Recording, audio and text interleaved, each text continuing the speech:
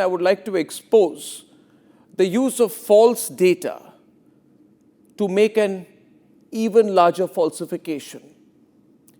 The problem, ladies and gentlemen, with many people in the media is that they accept anything they are thrown at face value and then begin to regurgitate and vomit out that fact without checking the numbers for themselves.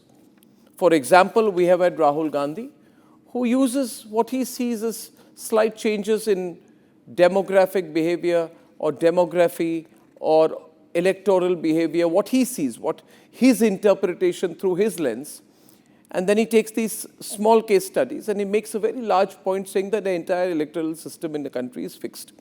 Of course, this is a very convenient way for Rahul Gandhi to gloss over his own abject failures and ineptitude. But tonight, I would like to give you an example of how false data is put out to make a very large point. Now, there is a psephologist from an organization called CSDS. He's quite a visible face. His name is Sanjay Kumar. He put out some rather alarming data a few days back.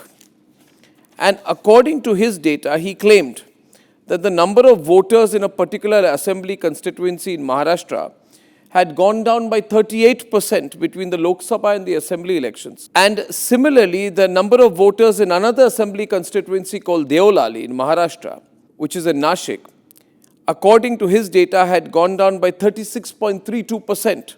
This is his information. He put out this information. And Rahul Gandhi and the Congress party immediately jumped upon this data. And they said that this proves that our allegations are correct. Election Commission puts out wrong information and is misleading the people of this country.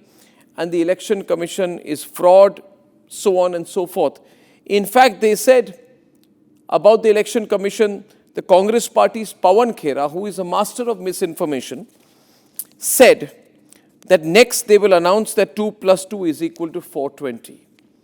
And that was obviously an attempt at insulting the Election Commission once again. This was a huge claim made by the Congress party that, see, we always told you.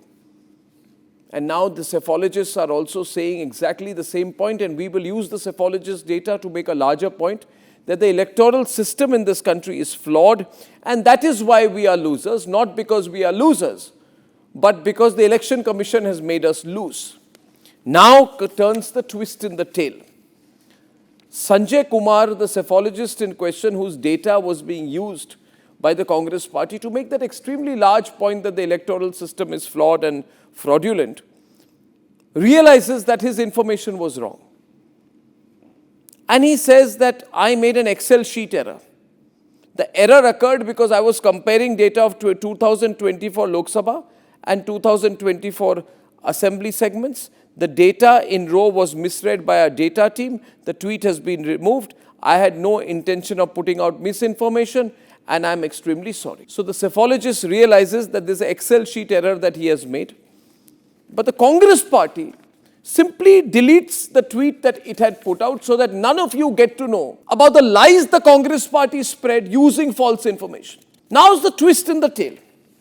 Interestingly, this particular psephologist in question, whose name is Sanjay Kumar, puts out this data on 17th, on the day Rahul Gandhi is about to start a particular phase of his own political movement in Bihar. But the more dangerous thing is, the same author also puts out an article, writes an op-ed piece in which he says, the Election Commission has done this wrong, that wrong. The opposition has cited an unusual surge in the number of voters between the 2024 Lok Sabha and 2024 Assembly election, claiming that the voter list grew by 8% in just 5 months in the Chief Minister's constituency, but some areas saw 20 to 50% surge. The most critical point here is, the psephologist is claiming that the figures are being quoted by the Congress party. But the psephologist is not admitting in the same article that the figures being quoted by the Congress party are his own figures, which he now says are false, which he now says are not to be believed. So who do you believe? The psephologist who turns back on his own numbers? Or the Congress party which uses the psephologist's information to draw a large inference? Or the media, ladies and gentlemen, which puts out hundreds and thousands of articles saying that the Election Commission is wrong with this and that and this and that. And now when Republic puts out these points and we say there is a fundamental flaw here. And the fundamental flaw is that this is your analysis of your own numbers, your own inferences, and when the data is proven to be wrong, when it is proved before everyone that this was a magnificent error of data, then how does the Congress party continue on its rant that the entire system, the electoral system of this country is wrong?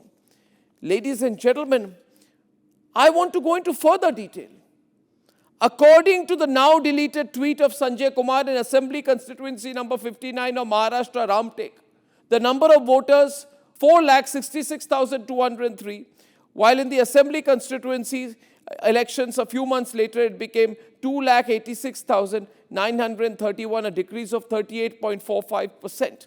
It's a huge claim. Similarly, he claims that in the Deolali constituency there is a decrease of 36.82%. Now there is a complete retraction. The psephologist who made the point and the party which used the psephologist data to make an even larger point are both retracting the data. But is either of them coming and telling you that the large claims being made about the Indian electoral system are not to be believed on the basis of data which is itself suspect? And I ask you viewers, if the data is suspect, if the data is proven to be wrong, if it is all proven to be a lie, and if all the lies fall flat, then how can you make these big inferences about my nation's democracy? Small clerical error in the case of Minta Devi was amplified by the Congress party, and Priyanka Vadra wore a t-shirt with Minta Devi and her picture emblazoned on it, and written 124 not out written at the back, trying to make a joke, and Minta Devi had to come and say, how can Priyanka Vadra behave like this? Rahul Gandhi's claim that multiple houses were addressed as zero was also debunked by the Election Commission, which said they would often assign house number 0 or notional address to include voters without well-defined or permanent residential addresses, such as homeless people, those whose houses have no official numbering, or those who fail to enter their full address in electoral forms. The Election Commission came out with a clarification. KK Menon, the actor, slammed the Congress party's vote chori campaign for using his special ops clip without permission. Says, I've never been part of something like this. And Rahul Gandhi claimed that the Congress party lost in Mahadevpura because of electoral roll manipulation. And there was a fact check done on that later. Because it was proven that Mahadevpura has been a consistent BJP stronghold for a decade. And not a swing seat suddenly lost by the Congress party in 2023. Ladies and gentlemen, all these are incontrovertible, discernible facts. But the problem is, in this era of reels and AI, anybody can spread a lie. And a lie repeated 1,000 times becomes the truth. And I'm here to caution you, ladies and gentlemen, do not be swayed by lies. These lies are aimed at breaking Indian democracy.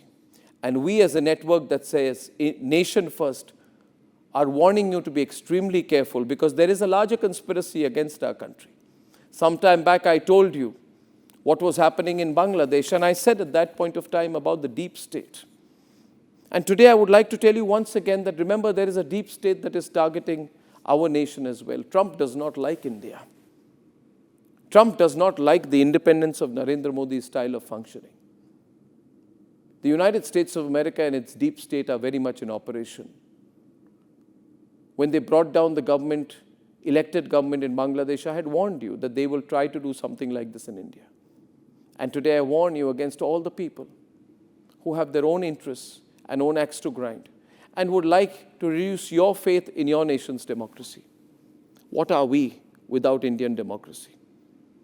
The United States of America must be careful not to use any elements, direct or indirect, to target Indian democracy.